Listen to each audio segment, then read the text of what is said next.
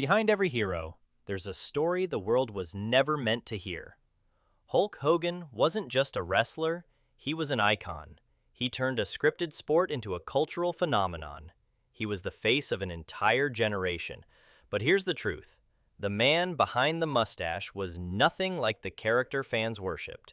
From lies and betrayals to scandals that nearly destroyed wrestling itself, Hogan's story isn't about victory.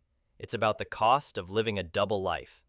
Because while Hulk Hogan the hero told kids to say their prayers and eat their vitamins, Terry Bollea the man was building a house of cards that would one day collapse in spectacular fashion. Professional wrestling has always walked a strange line between reality and fantasy. The moves are scripted, the storylines are planned, but the pain? That's real. And the people behind those characters, they're often nothing like the personas they play. Hulk Hogan was the ultimate illusion. He wasn't just a wrestler, he was the American hero the guy every kid wanted to be and every parent trusted. With his bandana, his 24-inch pythons, and his booming voice, Hogan became the centerpiece of Vince McMahon's grand vision, turning wrestling into mainstream entertainment. But the bigger the illusion, the bigger the lie. And as Hogan's fame grew, so did the secrets he worked so hard to keep buried. What fans didn't know was that behind the red and yellow tights stood a man who would do anything to protect his image, even if it meant bending the truth, breaking trust, and burning bridges. Before he became the most recognizable face in wrestling, Terry Bollea was just a kid from Tampa, Florida, a shy, tall boy who loved music more than sports. Baseball was his first dream, and according to Hogan himself, he was good, so good that professional scouts were ready to sign him. But here's the catch. No one could ever confirm that story. Not then, not now. And that's the thing about Hogan. His greatest talent wasn't in the ring. It was in creating a version of reality that made him look unstoppable. Hogan didn't just want to be a star. He wanted to be a legend. And if the truth wasn't glamorous enough, he'd make something up. Like claiming he almost became the bassist for Metallica. Sounds impressive, right? Problem is, Metallica says that never happened. This wasn't a one-time thing. It was the start of a pattern blurring the line between who he was and who he wanted the world to believe he was. By the late 70s, Hogan realized music wasn't his ticket to fame.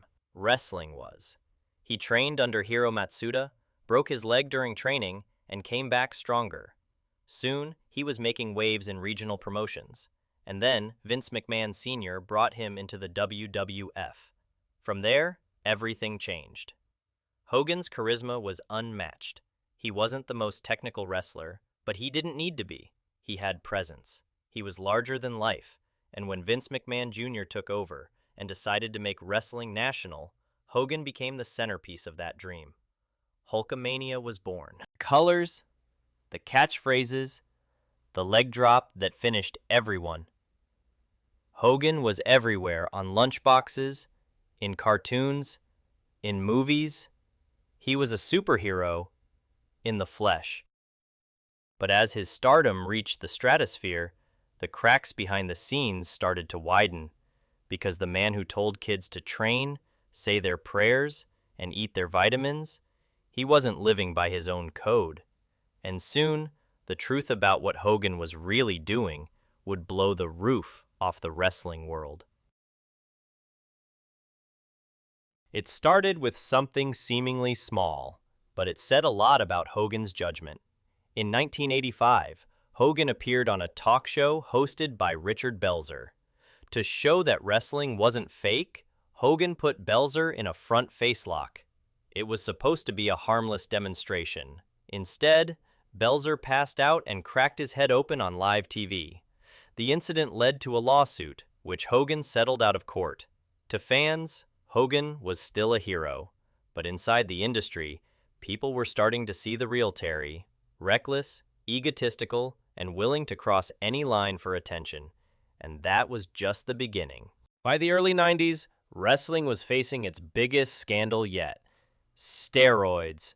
The government went after Vince McMahon and the WWF, accusing them of promoting drug use among wrestlers. Hogan was the golden boy. If he went down, the whole company might fall with him. For years, Hogan had denied ever touching steroids. He told kids vitamins were enough, but under oath, he confessed. Not only had he used steroids, he admitted doing it for over a decade. Fans were shocked. Parents felt betrayed, and Hogan's image as the all-American hero was shattered. The trial didn't end wrestling, but it ended the myth of Hulkamania being pure. And for Hogan, it was the first time his lies came back to bite him. But he wasn't done yet. If anything, Hogan was about to find a way to rise even higher and fall even harder. Hogan left WWF and chased Hollywood fame. But outside wrestling, his movies flopped. He wasn't The Rock. He wasn't even close. So when WCW came calling with a massive contract and a creative control clause, Hogan jumped at the chance. That clause meant Hogan could refuse any storyline he didn't like, and he used it constantly. The turning point? Bash at the Beach 2000. Hogan refused to lose to Jeff Jarrett. The match became a disaster. Fans hated it, and rumors swirled that Hogan was holding back younger stars just to protect his ego. He was accused of sabotaging WCW from the inside, and looking back, it's hard to argue because what came next? It killed WCW. January 4, 1999. The night WCW lost the war. Kevin Nash vs. Hulk Hogan for the world title. Fans expected a classic. Instead, Hogan poked Nash in the chest, Nash fell, and Hogan pinned him. It was a joke. Fans were furious. And while WWF was creating legends like Stone Cold and The Rock, WCW was self-destructing. People blamed Hogan. He had the power. He made the calls. And his refusal to let go of the spotlight didn't just ruin his reputation, it killed an entire company.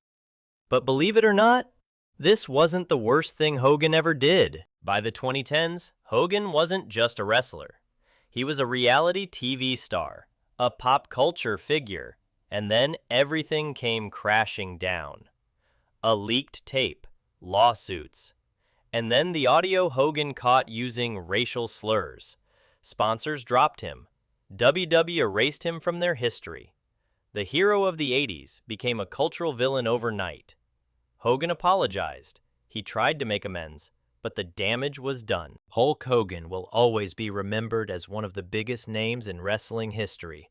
But his story is a cautionary tale. The bigger the illusion, the bigger the fall. Because in the end, Hulk Hogan didn't destroy Hulkamania. Terry Bollea did.